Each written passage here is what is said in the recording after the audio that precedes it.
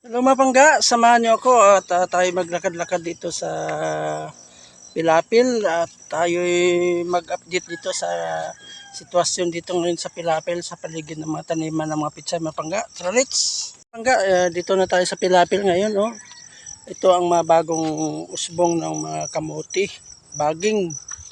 At ito ay tapos nang naharbisan ng ng pitsay mga pangga, kaya ang pinalit nila ay kamuting baging. Dito tayo ngayon po, naglalakad sa Pilapil ngayon mga pangga. Ang marinig mo lang dito ay mga huni ng mara-mara ko tawagan sa amin. Yun mga pangga Yun, minubungkal na nila yung taniman ng ng saluyot. Ito mga pangga, yung katabi niya saluyot. Ayun, taniman ng mga saluyot, daming saluyot mga pangga Yan, unti-unti na gumaganda ang mga usbong ng pananim dito. Kasi halos araw-araw dito mga pangga ay nag-uulan na rin. Kaya tapos may parating pang bagyo. At buti nga ngayon ay maganda ng sikat ng araw. Ito mga pangga ay mga sitaw. Yun. Ang tawagin sa atin amin ay sa probinsya ay hantak.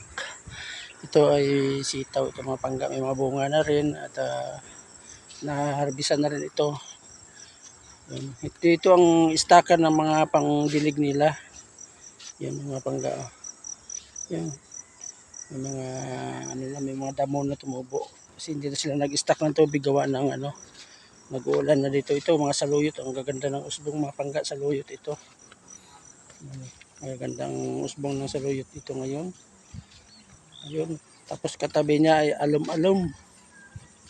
Ayun. Dito naman sa tapat mga pangga ay mga kamatis naman ito. Yun, may mga hinog na ang kamatis dito mga pangga. Ayun. Daming hinog ng mga bunga ng kamatis. Ayan, kamatis ito maganda pang sahog sa sigang or mga paksiw pangat. So, may mga hinog ng bunga ng kamatis mga pangga. Ito ang bunga ng kamatis ngayon. Bilog, medyo maliit siya pero bilog. Ito tayo mga pangga, tuloy na tayo sa paglalakad sa Pilapil upang ipasyal ko po kayo dito sa mga taniman ng mga sarit-saring gulay. Ito naman po mga pangga ay talbos. Tapos itong guaba mga pangga, guaba namumulaklak ng guaba. Magpubunga na ito. Ayun. Ito mga talbos, ang ganda ng usbong ng talbos dito mga pangga. Yun. Magkatabi yung talbos ng kamuti at saka yung kamuting baging at saka yung saluyot. Tapos may bakanti pa doon. Hindi pa nataniman mga pangga. Dito nga mga marami pang bakanti. Lakad-lakad lang tayo punta hanggang palengke mga pangga para upang tayo mamili ng ating pangailangan sa araw-araw. Kagaya ng isda, dito malayo ang palengke mga pangga. Dito kami dumadaan sa Pilapil bago makarating sa palengke. Kaya ito baybay lang natin itong Pilapil mga pangga para going to palengke na tayo. Ito manok mga pangga. Karamihan mga manok dito mga native. At kagandahan kasi sa native ay magandang malasahan mo, malinamnam. Ito mga kambing mga pangga.